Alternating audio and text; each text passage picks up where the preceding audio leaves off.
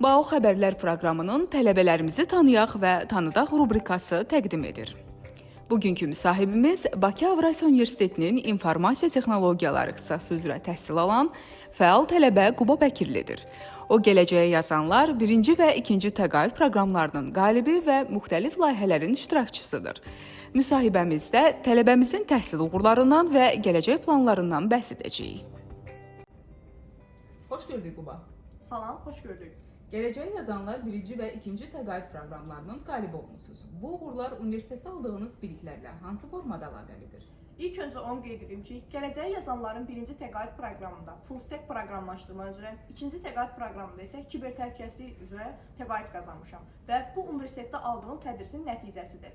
Bu dövrdə informasiya təhlükəsizliyi, əməliyyat sistemləri, proqramlaşdırma və digər IT fənləri ilə tədris alaraq imtahanda yüksək nəticə qazanmışam. Gələcəkdə bu sahədə özünüzü harda görürsünüz və universitet tələbələrinə bu istiqamətdə nə tövsiyə edərdiniz? Gələcəkdə özümü kiber təhlükəsizlik sahəsində dərin bilik və təcrübələrə malik gənc mütəxəssis olaraq görürəm.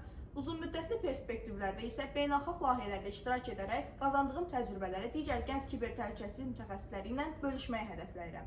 Bundan əlavə, universitetimizin tələbələrinə məsləhətim, tövsiyəm odur ki, təkcə dərslər etməsinlər, bununla paralel olaraq layihələrdə, həmçinin qısa müddətli təcrübələrdə iştirak edərək özlərini inkişaf etdirsinlər.